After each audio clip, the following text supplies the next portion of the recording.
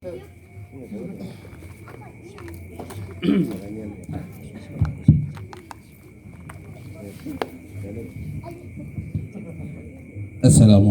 warahmatullahi wabarakatuh. Bismillahirrahmanirrahim.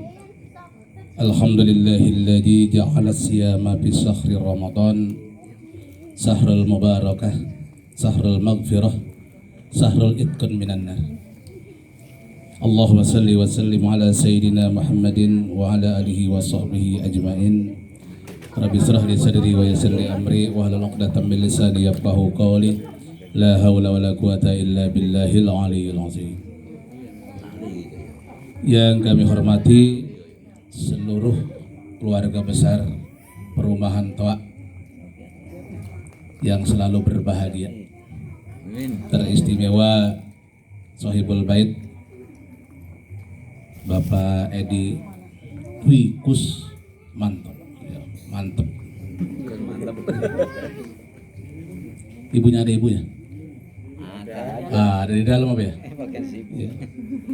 Ketua Paguyuban Bang AA Nur Jaman.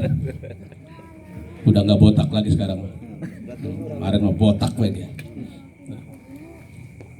Yang sama-sama kita hormati pimpinan kita Bapak RT Suryanto, Bapak Ustadz Timbul, Bapak Sugianto, dan seluruhnya yang nggak sebutkan, Bapak dan Ibu sekalian yang saya hormati. Berapa menit jatah saya ini? Sampai jam 9? 3 jam. Tega. Malam minggu lah. Saya baca WA di grup itu semangat, ada rica kambing. Kita monitor aja. Monitor kita grupnya aktif, walaupun kadang-kadang nggak komen gitu. Ya. Udah siapin belum? Kalau udah siap kita nggak usah lama-lama. Udah bikin ya? Ya, sampai jam 9 ya? Hah? Udah jam 9, Pak. Udah? Ya sekian dan terima kasih. Ya Allah. Jamaah sekalian yang saya hormati, alhamdulillah kita sudah sekian lama belum bulan puasa, udah istirahat dulu. Kayak udah berapa kali pertemuan kita ya? Kosong ya? Sekarang baru mulai lagi nih. Ini baru mulai ya, mau penutupan sementara ini? Nggak ada penutup. Nggak ada penutupan, tawakupan. Ya. Ini baru mulai lagi kita. Karena kondisi. Kita sudah mengikuti pembacaan hadiah ahli kubur dipimpin oleh Ustadz Timbul. Pembacaan hadiah ahli kubur, pembacaan Yasin manfaatnya banyak. Apa diantaranya? Kalau kita baca Yasin kita dapat ampunan dari Allah. Kan dosa kita banyak banget. Apalagi Bang Anu dosanya banyak banget dosanya. Iya. Hah? Gak boleh ada yang lewat, dinilai sama dia. Kemudian kita niatkan juga untuk mengirimkan hadiah ahli kubur, orang ahli kubur pun dapat ampunan dari Allah. Karena kita yakin banyak keluarga kita yang telah dipanggil Allah. Pasti udah dipanggil Allah. Dan kita pun dapat keberkahan dari Allah. Apa keberkahannya? Sehat, panjang umur, rezeki muda, anak kita gampang diurusinnya, keluarga kita berkah, kan begitu. Nah itu namanya keberkahan yang Allah berikan sama kita. Emang hidup ngarepin apa nih? Ibadah. Dan pada malam hari ini kita niatkan untuk menyambut datangnya bulan suci Ramadan. Kalau kita berbicara masalah bulan Ramadan banyak, panjang. Cerita dari awal, setiap manusia itu pengen masuk surga, benar. Siapapun dia. Jangankan kita yang suka ngaji kayak begini. Jablay. Enggak jablay ya? Jablay, jago membelai gitu ya. Itu kalau kita tanya, Blay, lu kalau mati nanti pengen masuk surga, pengen masuk neraka? Jawabannya apa? Masuk surga itu jablay. Apalagi kita. Kalau kita nanti meninggal dunia nggak masuk surga, protes. Boleh nggak protes? Boleh. Di akhirat mah adil nanti. Kita protes sama malaikat Ridwan, kenapa saya nggak masuk surga? Kan saya sering banget ngaji di Toa ini. Udah berapa tahun saya ngaji? Ada 2 tahun mau ngaji. 10 bulan setiap tahunnya. Wah. 5 tahun ngaji bang, 5 tahun ngaji. Sekali ngaji berapa jam? 1 jam, berarti sebulan 4 jam. Kalau setahun 10 bulan 40 jam. Ya lo ngaji setahun belum 2 hari. Kenapa? Kalau 2 hari kan 24 jam, baru 40 jam kata malaikat Ridwan ngomong kayak begitu. Tapi kan saya ngaji lama-lama kumpul. Nah protes saat itu. Mana contohnya kenapa kita bisa protes? Anjing Ashabul Kahfi saja yang setia kepada para ulama, ketika nanti di akhirat dia masuk surga dilarang oleh malaikat Ridwan, penjaga pintu surga itu protes. Akhirnya masuk ke dalam surga, itu anjing. Kalau nggak percaya baca di surah di Al-Quran itu ada cerita Ashabul Kahfi itu masuk surga, apalagi kita. Jadi ya. Nah, yang paling istimewa kata Nabi itu ketika Nabi Mi'raj diperlihatkan neraka, diperlihatkan surga oleh Allah. Ketika diperlihatkan neraka, Siti Aisyah bertanya, "Wahai Rasulullah, tolong ceritakan bagaimana sih kondisi di neraka?" Mendengar itu Rasulullah mukanya merah, giginya mengancing. Jidatnya, jidatnya apa jidat? Kening ya? Keningnya mengkerut. Kenapa? Karena takutnya dengan neraka. Takutnya dengan neraka. Akhirnya kata Siti Aisyah, "Wahai Rasulullah, ceritakan siksa yang paling terendah untuk kaum wanita nanti di dalam neraka. Yang paling terendah." Kalau terendah paling ringan ya? Paling ringan. Apa itu? Rasulullah dengan gemetar dia menceritakan ada seorang wanita yang ditarik rambutnya, kemudian diputar-putar di atas api neraka, hancur badannya, kemudian dijadikan lagi oleh Allah, kemudian diputar lagi, dijadikan lagi, hancur lagi, dan seterusnya seperti itu. Kagak selesai-selesai. Kayak film kartun ya. Iya, kapan gitu.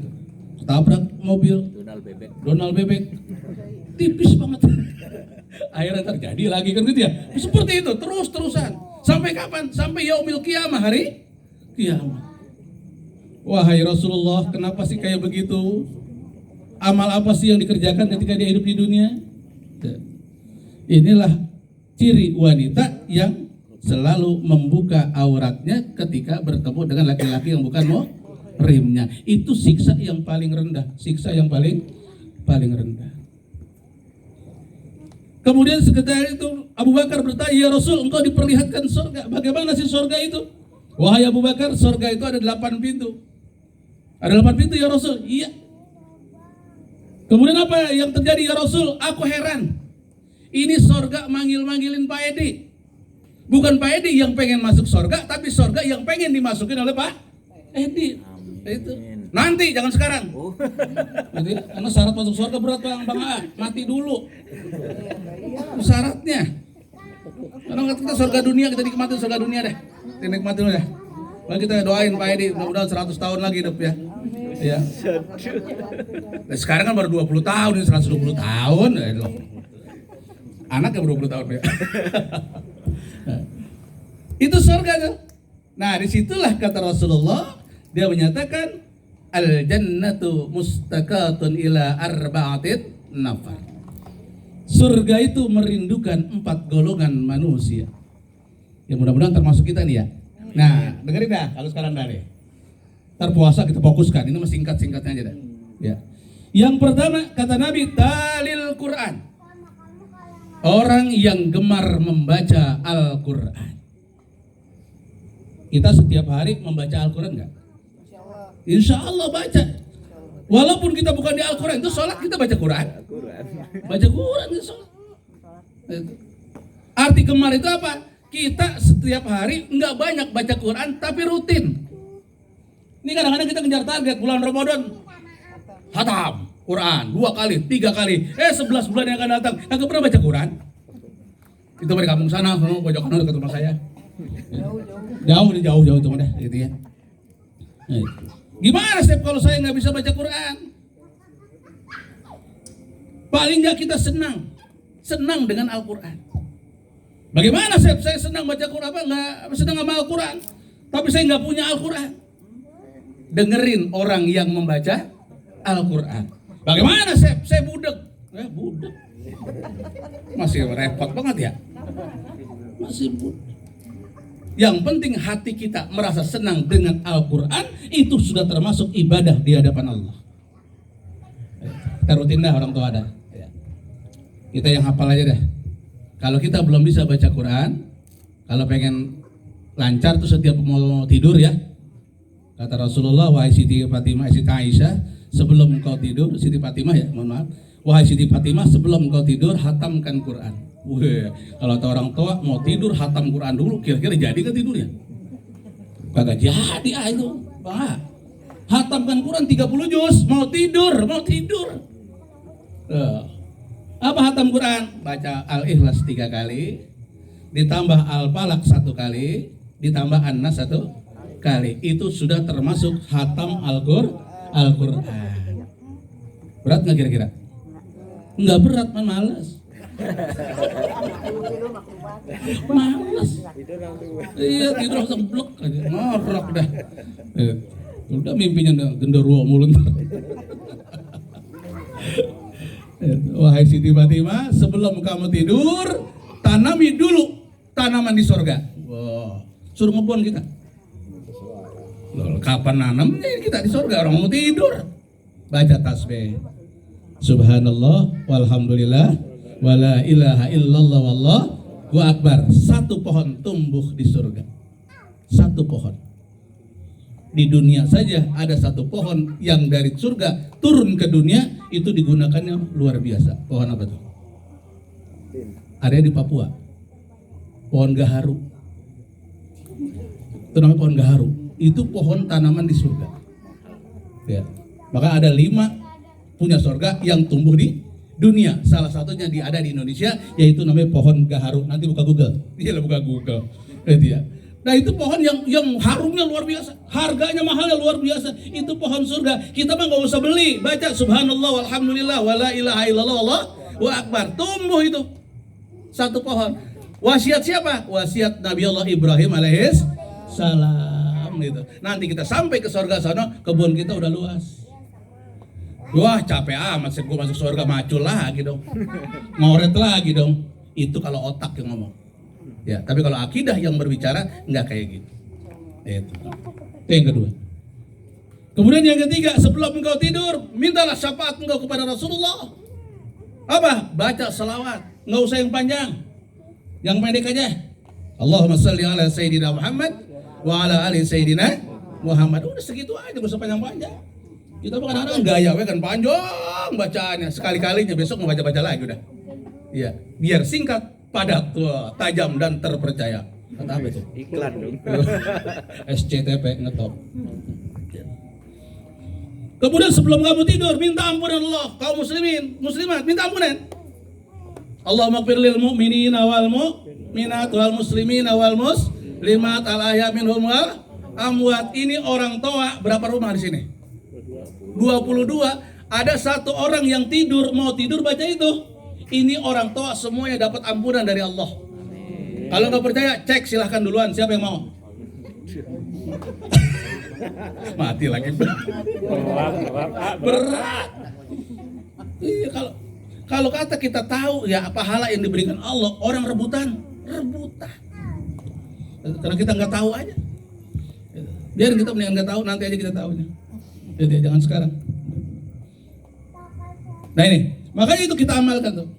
Makanya Quran yang pertama kita apain? Kata Nabi, baca. 1 huruf kita baca, pahalanya 10 kebaikan. Kalau kita punya wudu.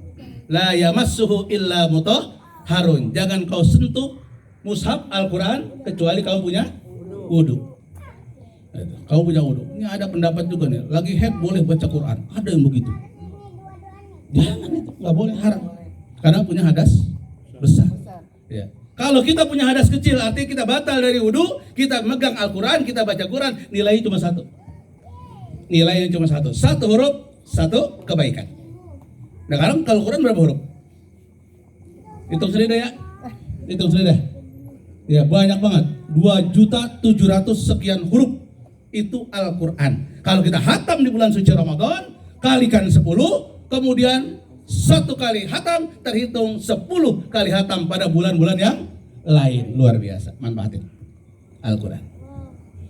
Nah kemudian yang kedua, setelah kita baca diapain? Dikaji. Ini kayak kita mengkaji gini nih. Ada kita mengkaji, ada mengaji, ada mengkaji. Kalau ngaji apa? Tadi yang Pak Timbul pimpin, itu namanya ngaji. Belajar baca Al-Quran. Biarin, kita nggak usah malu-malu ke baca Quran. Ya beda ya? Biarin, batasa, nggak usah malu. Jangan malu, saya malu udah tua belajar batasa. Alif-alifan malu. Udah tua, jangan alif-alifan lah. Alif beneran. Alif-alifan. Kayak Pak Sugi nawarin saya, Pak Sep makan buah-buahan, kagak mau saya. Lah plastik. Lah buah-buahan suruh. Saya pengen buah beneran ini. Nah ini, jadi kita kaji ini, mengkaji itu artinya isi kandungan Al-Quran kita pelajari. Makanya di dalam Islam ada tafsir Munir, tafsir Jalalain, tafsir Al-Maraghi dan sebagainya. Banyak tafsir para ulama itu yang menjelaskan tentang isi kandungan Al-Quran.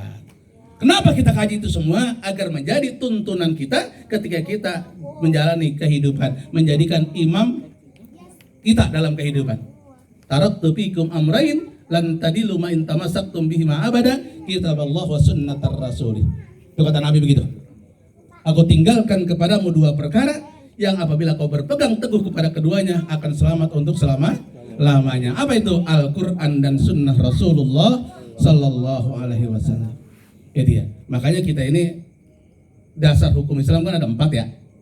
1 Quran, yang kedua hadis, yang ketiga ijma ulama, yang keempat kias. Ya, kias itu menganalogkan antar berbagai macam unsur. Nah ini Al-Quran. Nah saya sampaikan ini, kalau ingin dirindukan surga, baca Quran. Walaupun seayat 2 ayat minimal rutin kita baca. Yang belum bisa baca, kita belajar bareng-bareng. Makanya ada pengajian kayak gini, kesempatan kita untuk belajar. Kagak usah malu, Bang A, nggak usah malu. Ya, nggak usah malu. Ntar huruf ba sama huruf nun aja bingung. Ba titiknya di mana, nun titiknya di mana, bingung lagi. Ya, nggak usah bingung. Ada gurunya, kita belajar sama yang tahu. Yang tahu kasih tahu, yang belum tahu. Kewajiban. 1, ingat ya. Kalau saya bahas kebanyakan. Kemudian yang kedua, siapa yang dirindukan surga? Yang kedua adalah wahafijil lisan, orang yang pandai menjaga lisannya, lidahnya. Lidah itu paling banyak bikin dosa. Tuh ada terasa apa enggak? Maka ditaruh yang paling dalam sama Allah. Di dalam tuh, dirapat, dijaga sama gigi, dijaga lagi sama bibir. Masih terbuka juga. Kagak boleh kita ngeliat sesuatu, pasti aja. Coba besok Pak Edi ajak istri kita tuh ke jalan ke Cibinong. Kemudian ada toko emas. Kira-kira istri kita ngelirik apa enggak tuh? Setelah ngelirik ngapain? Nah, mas, kang, pah, tolongin dong. Kan ngomong gitu. Gua nggak punya duit. Kan kemarin yang ada tuh celengan tuh bukanya. Normal nggak kayak gitu? Normal. Itu. Kalau kayak begitu normal, kadang-kadang ini mulut ini bicaranya nggak sesuai, bisa nyakitin orang, bisa nyinggung perasaan orang dan sebagainya. Tadi Pak Edi menyatakan kita ini berbeda semua. Kita maklumi perbedaan itu, jangan dijadikan perpecahan. Kenapa? Agama mengajarkan perbedaan akan menurunkan rahmat. Coba kalau kita sama semua. Nah, ibu segini banyak ini, bisanya kau bikin rendang aja semua. Yang lain kagak dimakan, bosan kita. Yang satu bisa goreng ikan asin, yang satu bisa goreng tahu, yang satu bisa sayur asem, yang satu bisa buat sambal, gabungin jadi satu, indah banget. Nah ini Allah udah ngatur kayak begitu. Maka profesi kita ada, walaupun itu satu tempat beda-beda. Artinya apa? Menyempurnakan kehidupan. Orang tua 22 rumah jadi RT semua. Lah Yanto ngapain? Anggotanya, harganya. Yang jelas gantian. Kalau gantian bisa terjadi, tapi kalau jadi RT semua nggak mungkin. Nah itu kayak begitu.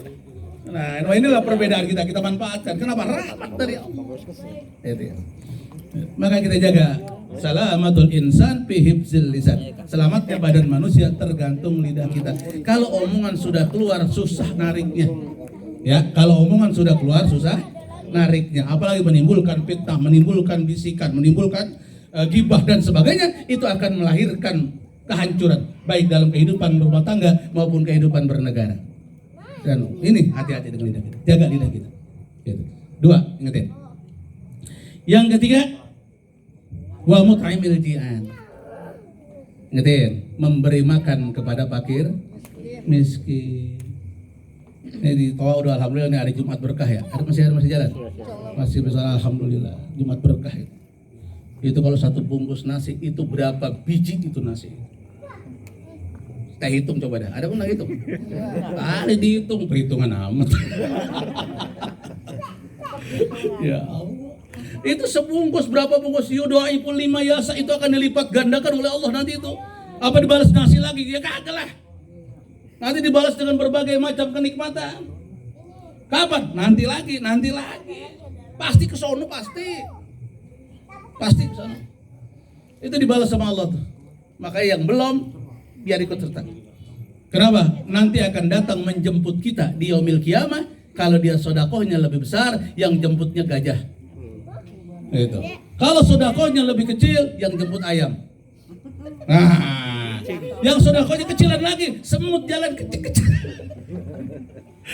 Nah itu tergantung nanti apa yang dia impakkan, apa yang dia sodakohkan pada dunia ini, nanti dijemput dengan berbagai macam hal. Untuk apa? Kendaraan dia menuju surganya Allah. Bahkan dikatakan dalam hadis itu, kalbarkil khotik. Orang yang bersedekah itu akan melintasi jembatan Shiratal Mustaqim seperti kilat yang menyambar. Wasal, cepet banget, tapi jangan kelewat, nyebur lagi ntar. Ya, serat sampai deh. Nah ini ya. Maka lihat surah Al-Maun.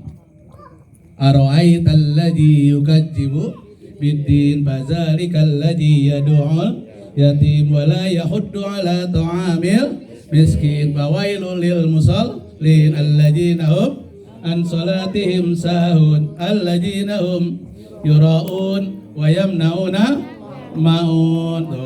Tahu itu? Ya Allah, kalau kita ngelihat itu ngeri ya. Apa kata Allah? Tahukah engkau siapa sih yang mendustakan agama itu? Sholatnya dianggap bohong, puasanya dianggap bohong, zakatnya dianggap bohong, ibadah apapun dianggap bohong, artinya tidak ada gunanya, tidak ada manfaatnya. Siapa dia? Orang yang menghardik anak yatim, orang yang tidak menganjurkan memberikan makan kepada fakir miskin, orang yang lalai dalam sholatnya, orang yang punya sifat ria, kemudian orang yang menolong orang dengan barang yang tidak berguna, masih enak dia makan, udah basi dikasih orang. Jangan kayak begitu. Jangan memberikan makanan itu yang sisa. Makanya Nabi ngajarin, kalau kamu masak, ibu-ibu, walaupun hanya 1 ceker ayam, airnya banyakin. Tuh, kenapa? Nanti airnya bagiin tetangga. Kenapa? Jangan sampai tetangga mencium aromanya, mencium harumnya, tetapi nggak menikmati itu. Itu yang tidak diperbolehkan dalam agama. Luar biasa ajaran agama. Ya, itu mah jangan ceker. Ntar saya ngomong begini ceker dong, besok di sayur ya. Itu satu lagi. Ya. Ya, nah itu seperti itu. Nah ini, makanya besar kali nih. Menghardik anak yatim enggak, memberikan makan fakir miskin, ya. Kemudian lalai sholat nih, yang kita sering lalai sholat nih. Lalai sholat itu artinya orang kagak ngapa-ngapain tapi sholatnya diundur-undur. Tar. Itu lalai itu. Lalai sholat namanya. Ya, atau orang yang sholatnya belum benar tapi dia nggak mau belajar. Ini juga termasuk lalai. Sujudnya bagaimana, rukunya bagaimana, iktidalnya bagaimana, itu dia belum benar tapi nggak mau belajar. Di mana sih belajar? Ini majlis taklim kayak begini. Majlis taklim. Itu harus belajar itu. Karena apa? Karena sholat perlu pakai ilmu. Sholat itu. Coba laki-laki deh kalau berdiri, kakinya jangan lebar-lebar dirinya. Cukup 1 jengkal. 1 jengkal aja. Laki-laki, kenapa? Karena kalau dirapetin ada yang kejepit. Serius ini mah bang. Serius ini mah. Ada yang kejepit, apalagi kalau nggak pakai kanan. Kayak nggak tenang kita. Makanya dibuka 1 juga, jangan lebar-lebar. Katanya biar kaki kita bertemu dengan yang lainnya, biar setan nggak bisa lewat. Emang setan goblok banget apa? Jadi dia lihat selangkangan bawah ya, kan lebar dia. Atau lihat depan dan sebagainya gitu. Kalau mau disatukan bahu dengan bahu. Kalau mau ditempelin mah bahu dengan bahu, bukan kaki dengan kaki. Kalau saya itu sholat di Masjid At-Taqwa, ada yang kakinya nginjek-nginjek kelingking saya ikutin. Nanti orang dia udah takbir, imam udah takbir, saya mundur. Emang gak betah sih kelingking saya diinjek. Gitu ya. Tuh dalam fikih, segini. Kalau perempuan harus rapat. Perempuan kakinya harus rapat. Kenapa rapat? Ya, perempuan rawan. Bersin aja, nyemprot. Gak ada yang kejepit tak pikir gitu. Gak ada yang kejepit saya pikirnya gitu. Iya, perempuan harus rapat, perempuan harus rapat. Emang aturan fikih begitu. Tuh. Takbiratul ihram, perempuan kan begini ya. Segini perempuan, laki-laki tuh. Laki-laki harus buka dadanya. Tapi perempuan segini. Laki-laki sujud begini. Perempuan, nah gitu kan. Ada teknisnya itu. Awas Bang Antar sujud begini lagi. Laki apa cewek lo? Pakai rok men. Jadi ada aturan dalam sholat tuh. Nah ilmu-ilmu itu mesti kita pelajari. Kenapa? Kalau kita belum tahu ilmunya, kemudian kita sholat dan kita tidak mau belajar, maka itu tergolong lalai dalam sholat. Dilemparkan nanti amal ibadah sholat kita ke muka kita oleh Allah itu. Masih banyak hal-hal yang disebut dengan lalai dalam sholat. Jadi ada yang nanya, Chef bagaimana? Saya di perjalanan nih, naik mobil umum, berangkat habis subuh sampai asar. Berarti yang lewat apa? Zuhur. Apakah saya harus qodho ataukah saya jamak? Nah, kalau jaraknya 83 km lebih, maka kita jamak. Jadi Johor ditarik ke asar. Jangan 44, kebanyakan 22 aja. Berarti ya, 22 aja. Nah, kalau 83 km lebih. Kalau jaraknya tidak 83, hanya misalkan 50 kilo karena terjebak macet, gitu ya. Yang harusnya sebelum Johor udah sampai, ini sampainya waktu asar. Nah, ijma ulama yang memberikan apa? Dikodokan. Jadi sholatnya sholat kodok. Usolli fardal juhri arba'a rakaatin mustaqbilal kiblati kodoan lillahi ta'ala. Kapan dilakukannya? Setiap waktu lenggang. Kapan aja? Apa setelah sholat asar?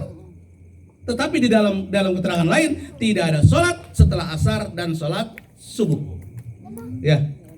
Jadi habis sholat asar tidak ada sholat sampai terbenam matahari. Gitu. Atau sholat subuh sampai terbitnya matahari, itu nggak ada sholat. Nah, kalau terbit matahari itu namanya sholat apa? Belum. Syuruk namanya. Itu ketika matahari mau terbit. Kalau matahari sudah agak naik sedikit, sekitar jam berapa tuh? Jam 7-an ya? Setengah tujuh lah. Ya, bahkan sekarang kurang setengah 7 udah masuk waktu duha. Nah, itu masuk sholat duha. Jadi matahari udah keluar. Kalau belum keluar matahari jangan sholat duha dulu. Gimana sih kalau mendung? Lihat jam. Iya gampang kan? Alasan nggak sholat duha. Kenapa? Belum keluar itu mataharinya. Jam berapa dah? Jam 12 ya nggak usah sholat. Dari Johor. Waktu duha itu dari pagi sampai dengan maksimal jam 11 lah. Maksimal gitu ya. Jangan lewat. Karena udah masuk waktu Johor berarti udah nggak masuk duha gitu ya. Silakan itu kerjakan. Mau 2 rakaat, mau 4 rakaat, mau 6 rakaat, silakan sesuai dengan kemampuan masing-masing. Ya. Biarin anggap aja jalan tol dilewat. Gitu ya. Ya, ini termasuk lalai. Maka kita jangan sampai ibadah yang kita lakukan sia-sia. 10 menit lagi. Dah, sekarang kita fokus. Yang keempat. Siapa yang dirindukan surga? As-shaimina fi syahri Ramadan. Orang yang berpuasa di bulan suci Ramadan. Kurang lebih 10 hari lagi kita masuk bulan suci Ramadan. Benar enggak ya? Karena tanggal berapa nih? Tanggal 3 bulan Maret, April. Bulan Sa'bannya 21 ya? Kalau nggak salah 21 ya? 21. Berarti tinggal 9 hari lagi kurang lebih. Nanti kita dengerin aja info dari pemerintah. Kalau kita nggak ngerti hilal, nggak ngerti ru'yat dan sebagainya, nanti kita tanya jawab lah. Kalau memang nanti Ramadan kita sharing, sekarang kita sharing. Bisa saya jawab, nggak bisa ntar Pak Edi yang jawab. Gitu ya. Nah, ngapa lah? Ya. Apa yang kita lakukan menjelang datangnya bulan suci Ramadan? Tugas kita 3. Yang pertama, man fariha biduhuli Ramadan haramallahu jasadahu 'alan nar. Barang siapa yang bergembira menyambut datangnya bulan suci Ramadan, maka haram baginya tersentuh api neraka. Baru gembira doang kalau kata orang sono. Tuh Bang Ato, baru gembira aja. Itu udah haram jasad kita tersentuh api neraka. Baru gembira. Bagaimana saya gembira, tapi saya nggak puasa. Itu kagak ada manfaatnya. Saya gembira banget dibawain kue. Gembira banget, tapi kagak dimakan. Nggak kenyang kan banyak sekarang ibadah niat doang. Sholat Zuhur, niat aja cukup. Ada kayak gitu. Saya ceramah di Pabuaran. Besok ada yang datang ke rumah saya, protes ceramah saya. Begini. Pas hari Jumat, kira sholat Jumat dia nggak sholat. Apa dia bilang? Nggak usah sholat Jumat, niatnya cukup. Lu bledek, kata gitu dah. Lu bledek lu, protes gua begini. Lu kagak sembahyang. Kenapa? Paham dia begitu. Paham dia. Dan sekarang kita dikasih pisang, kita liatin kagak dimakan. Kita lapar banget, dia tetap lapar. Lebih bego amat kita. Lembat aja udah. Itu. Mak, bini kita cakap, jangan dilihatin doang, niat aja, niat ntar pulang, gua niat bersetubuh sama bini gua. Bajir kata dia. Nah itu kita nggak bisa kayak gitu. Nah ini, kita bergembira. Bagaimana cara kita bergembira datang bulan suci Ramadan? Nah di situ diajarkan oleh Nabi sebelum datang bulan suci Ramadan. Ketika Rasulullah SAW selesai melaksanakan sholat Id, datang malaikat Jibril. Saya nggak pakai bahasa Arab, beda, ke bahasa Indonesia. Wahai Muhammad, aminkan aku akan berdoa kepada Allah. Apa diaminkannya? Yang pertama, jangan kau terima puasanya seorang anak yang durhaka kepada orang tuanya. Satu. Artinya sebelum datang bulan suci Ramadan, yang masih punya orang tua, kita datangin, kita minta maaf, minta ridhonya. Apalagi sama nenteng mah. Ini orang tua jauh semua ya? Karena mah gampang, kasih aja rekeningnya udah sampai ya. Transfer beda. Yang masalahnya kan duitnya ada apa kagak? Itu yang jadi masalah.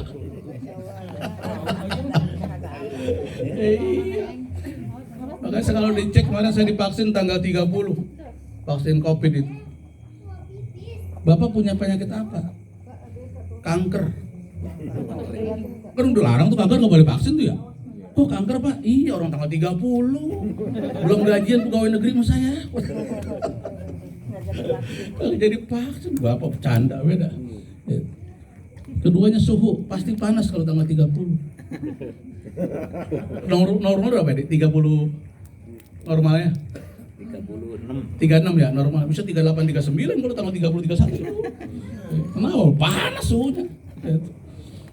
Alhamdulillah udah vaksin kemarin, jadi udah aman dah. Vaksin pertama, tanggal 13 vaksin kedua. Iya. Ditanya, Pak takut nggak vaksin? Sama vaksin masih nggak takut, saya bilang. Saya takut sama beritanya. Iya kan berita di medsos gitu ya.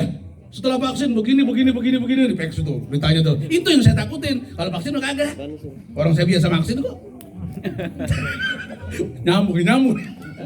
Ya. Takutnya beritanya kenyataan. Nah, itu ngerinya itu saya. Nah, kalau orang tuanya sudah meninggal, kita ziarahi makamnya. Ini yang pertama, kita manfaatkan orang tua kita. Untuk apa? Untuk minta ridhonya, minta maaf dan sebagainya. Yang kedua, ya Allah, jangan kau terimanya puasa seorang istri yang durhaka kepada suaminya.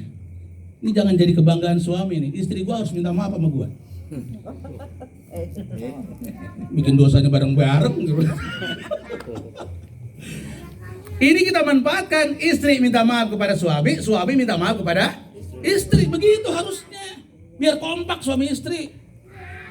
Ini kadang-kadang kan suami istri kagak kompak, kadang-kadang kagak kompak, kadang-kadang istrinya lari ke barat, suami lari ke timur, tapi anaknya jadi baik.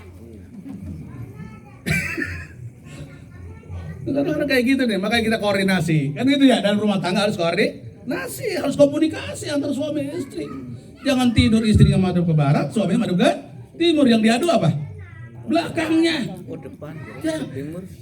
Seorang istri, seorang suami yang soleh dan soleha, apabila membelakangi suami atau istri, minta izin dulu. Pak, mohon maaf, saya menghadap ke kiri. Kenapa? Karena sebelah kanan saya pegel encok. Kalau kagak begitu, kita termasuk dosa itu. Suaminya tukang ojek, istrinya di rumah. Ada cerita ini anekdot nih, kagak pernah akur. Pas pulang, suaminya nggak bawa motor, ditanya sama istrinya, bang motor kemana? Motor tabrakan, sekarang ada di bengkel. Kenapa rusaknya? Bannya sebelah kagak bisa diperbaiki.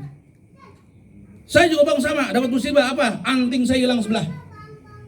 Antingnya hilang. Nih tinggal sebelah tuh anting saya. Akhirnya pas besok harinya, suaminya berangkat ke bengkel. Apa kata bengkel? Pak, ini motor nggak bisa diperbaiki lagi udah. Kenapa? Karena bannya, kalau bahasa kita mau udah lengkap lingkup dan sebagainya. Apa kata tukang ojek? Udah dijual aja deh. Kenapa dijual? Karena istri saya antingnya hilang sebelah. Nanti saya mau belikan anting buat istri saya. Gitu. Ini istri nggak ngomong-ngomong, berangkat lagi ke pasar. Ngapain? Jual antingnya yang tinggal sebelah. Ditanya, buat apa? Suami gua bannya rusak. Nanti gua beliin ban. Akhirnya istrinya beli ban, suaminya beli anting. Dia pulang ke rumah, bertemu tuh sama suami istri. Akhirnya istrinya sebelah pakai anting, sebelah pakai ban. Kenapa? Karena tidak ada komunikasi dalam rumah tangga. Itu sering terjadi di antara kita, sering terjadi. Disitulah kita perlu minta maaf antara suami dengan istri. Kapan minta maafnya? Minimal 3 hari sebelum bulan puasa. Jangan dari sekarang bikin dosa lagi kita. Bikin dosa lagi. Nanti aja deket-deketan dah. Pak, kenapa? Kan kita banyak banget ini itu Pak. Saya minta maaf Pak ya, mau puasa besok. Kata bapak saya juga sama. Kemarin saya bohongin ibu. Yang dibohongin. Bapak udah gajian tapi ngomong ibu kan belum. Nah itu kan. Nah ketemu dah minta maaf sudah. Tapi minta maaf harus jujur. Jangan yang dosa-dosa masih ditahan-tahan baik. Bapak kan lambat mulu pulang Pak. Iya di kantor melulu. Dikit-dikit meeting, dikit-dikit pertemuan dan sebagainya. Asal mah ngapain tuh di luar? Lari ke sono ke puncak, di puncak meeting. Lari ke Anyer, di Anyer meeting. Nah itu ada dusta di antara kita. Nah kalau seperti itu maaf diterima apa enggak? Tidak diterima. Kenapa? Maaf yang diterima bukan hanya jabatan tangan, tapi hati yang keluar dari hati. Itu pasti benar. Jangan cuma seremonial. Nah, gitu deh. Nah, tugas kita sebelum datang Ramadan, mari kita saling memaafkan suami dengan istri, orang tua dengan anak, gitu ya. Karena dengan Ramadan ini kan kita dikumpulin ntar tuh, buka bersama, sahur bersama. Yang selama ini kan kita di mana-mana kan kita buka apa? Suami makan di padang, istri makan di warteg, anak makan di restoran. Wah, kalau ketemu, ya pas sudah pada kenyang dibawa pulang, baru udah ketemu tuh kotoran nanti di kamar mandi, yang beres itu semua, jadi dan seterusnya. Nah, yang ketiga kata malaikat Jibril, ya Allah jangan kau terima puasanya seseorang yang belum memaafkan orang lain. Kita punya tetangga, kita punya saudara, kita punya teman. Kalau kita masih punya unek-unek dalam hati, unek-unek ya? Ya, ada ganjalan dalam hati kepada tetangga kita, kepada saudara kita minta maaf, cepetan itu. Jangan nunggu bulan Ramadan. Saya lihatin sekarang bulan Ramadan, Idul Fitri itu hanya seremonial, saling minta maaf, tapi ganjalan di hati nggak dilepas. Iya, sekarang minta maaf, ya ntar kita selesai minta maaf, ya lagi begitu lagi aja. Pakai WA. Iya. Apalagi pakai WA. Nah itu nggak diterima kayak begitu. Saya bilang tadi berangkat lihat. Nah ini, Nabi malaikat Jibril yang berdoa, Nabi yang mengaminkan, udah pasti dikabul oleh Allah Subhanahu wa Ta'ala. Maka datangnya bulan suci Ramadan, kita bersihkan diri kita dulu deh. Ya, sebelum kita menghadap Allah yang disebut dengan ibadah di bulan suci Ramadan. Ini sambut bulan Ramadan. Kemudian kenapa kita bahagia masuknya bulan Ramadan? Ternyata bulan Ramadan diberikan keistimewaan untuk umat manusia. Apa di antara keistimewaannya? Ada 5 keistimewaan yang Nabi berikan, sampaikan kepada kita. Yang pertama apa? Tidurnya orang yang berpuasa itu adalah ibadah. Tidurnya di bulan suci Ramadan, kita berpuasa itu sudah ternilai ibadah. Tapi jangan tidur melulu. Habis subuh tidur, bangun Johor tidur, bangun asar tidur, jangan dibangunin maghrib, biarin isya baru bangun. Biarin, jangan buka sekalian dah. Ini kadang-kadang tidur mulu, yang begitu nggak boleh, makruh jatuhnya. Kenapa? Hikmah puasa tidak didapat sama dia, nggak didapat sama dia. Maka kalau ada orang tua tidur mulu, umumin di musola. Ya, umumin di musola. innalillahi wa inna ilaihi rajiun. Karena tidur itu bagian dari kematian. Jadi jangan telah meninggal dunia, jangan telah tidur dengan nyenyak gitu. Ya. Satu, tidur ibadah. Yang kedua, kata Nabi itu diamnya orang yang berpuasa adalah tasbih. Kita diam nih, daripada kita bicara banyak dosa, lebih baik kita diam, tasbih. Tasbih. Nah, kita diperintahkan berzikir kan begitu ya, berzikir itu ya Allah. Ada orang ngomong gini, Sep, kenapa sih orang mati susah banget ketika sakratul maut? Kebanyakan dosanya kali ya. Lu sok tahu lu emang dia punya dosa, punya pahala, kita tahu apa ya? Kan kagak ada yang tahu. Ternyata dalam keterangan itu ruh susah keluar. Keluar dari mulut, mulutnya ahli ibadah. Keluar dari mata, matanya ahli ibadah. Keluar dari telinga, telinganya ahli ibadah. Keluar dari tangan, tangannya ahli ibadah. Keluar dari kaki, kakinya ahli ibadah. Semua organ tubuhnya ahli ibadah. Akhirnya malaikat Israil balik ngadep ke Allah. Ya Allah, susah banget ini ngeluarinnya. Udah tuliskan kalimat Allah di tapak tanganmu, kemudian hadapkan kepada wajahnya. Maka terbayang sorga yang indahnya luar biasa. Itu ruh bukan keluar, lompat. Ruh itu lompat. Kenapa? Indahnya surga itu. Orang tua begitu, jadi jangan seujon baik. Orang sakratul maut susah, katanya dosanya banyak banget dia ini. Seujon wah. Yang namanya meninggal udah ada batas waktunya ya. Udah batas waktunya. Cuma sakratul mautnya macam-macam gitu. Ada yang begini, ada yang udah sebagai lihat ahli ibadah atau enggak. Nah. Kemudian yang ketiga, orang yang beribadah di bulan puasa itu akan dilipat gandakan oleh Allah. Yang sunnah bernilai wajib, wajib dilipat gandakan oleh Allah. Yang wajib di bulan Ramadan cuma 3. Salat 5 waktu, puasa Ramadan, zakat fitrah cuma 3. Ketika bulan suci Ramadan. Ini 3-3-nya gak boleh ditinggalkan ini. Gak boleh ditinggalkan. Salat 5 waktu, siapapun dia kalau dia masih ingat kepada Allah, walaupun hanya hatinya yang ingat, tetap wajib melaksanakan salat. Walaupun hatinya yang ingat. Udah gak bisa bergerak. Tapi dia tahu waktu johor, tahu waktu asar, tahu waktu maghrib dan sebagainya. Maka dia wajib sholat dengan isyarat hati. Itu sholat. Siapapun dia, tanpa terkecuali. Gitu ya. Gitu. Kalau dia masih sadar. Awalu ma yuhasabu yaumal qiyamati as-shalah. Yang dihisab pertama kali di yaumil qiyamah, sholat kita. Kalau sholat kita benar semua. Tapi kalau sholat kita rusak semua. Kalau sholatnya rusak, STMJ, sholat terus maksiat jalan gitu ya. Sholat, tapi lagi brengsek gue lagi. Gitu. Itu namanya STMJ itu. Ya. Kemudian yang kedua, wajib puasa. Ayyamam ma'dudat, ditentukan waktunya. Sama puasa ntar bulan Syawal aja dah. Itu mah ibu-ibu. Kenapa? Karena bulan Ramadan dia head, gitu ya. Boleh bulan Syawal nanti dia puasa, tapi jangan tambah 1, haram jatuhnya. Ya, nah itu masih punya utang kan ibu-ibu nih?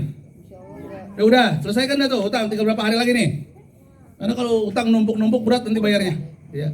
Nah ini, dari puasa Ramadan, lihat surah Al-Baqarah ayat 183 sampai 185 itu dijelaskan bagaimana proses kita berpuasa diwajibkan oleh Allah dan juga boleh berbuka, sebabnya apa dan juga siapa yang harus bayar qada itu dijelaskan di situ. Yang melaksanakan ibadah puasa di bulan suci Ramadan. Yang ketiga, zakat fitrah.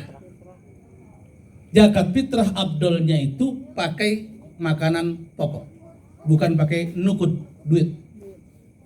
Abdolnya itu makanan pokok. Gitu. Kalau Ustadz Timbul makanannya jagung, pokoknya maka zakatnya juga pakai jagung. Kalau Pak Sugri pakai pur, ya pur. Ayam.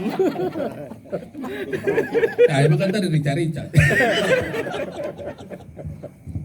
Jadi kalau zakat makanan pokok, ya makanan pokok harusnya itu abdulnya. Bagaimana sih kalau ditukar dengan uang? Itu mah orang kita pengen mudah, pengen mudah.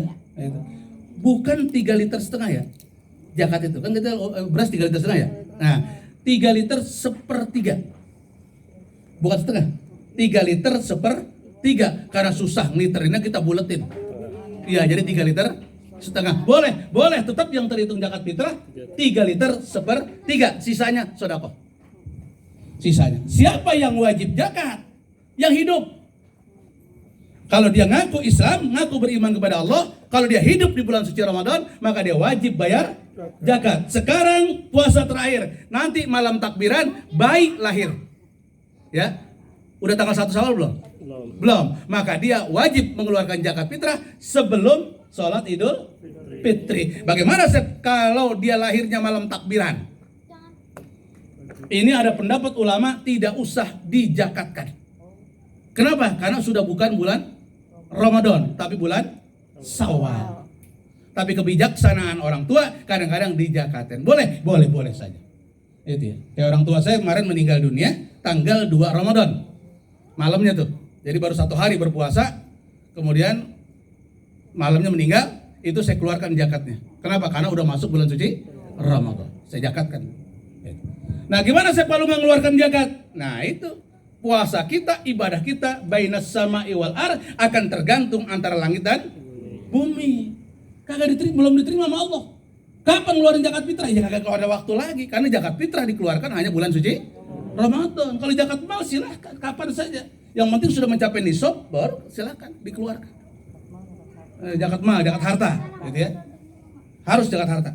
Gitu. Nah, kemudian ibadah-ibadah sunnah nih dijadikan bernilai wajib oleh Allah. Nah, apa yang nggak dilaksanakan di bulan lain, di bulan Ramadan dilaksanakan, diantaranya sholat taraweh. Ya, jangan orang tua nanti bikin aliran baru. Lu bulan Syawal ngapain sholat? Gua taraweh. Tarawehnya bulan Syawal. Tarawehnya bulan Dzulqa'dah. Tarawehnya bulan Dzulhijjah.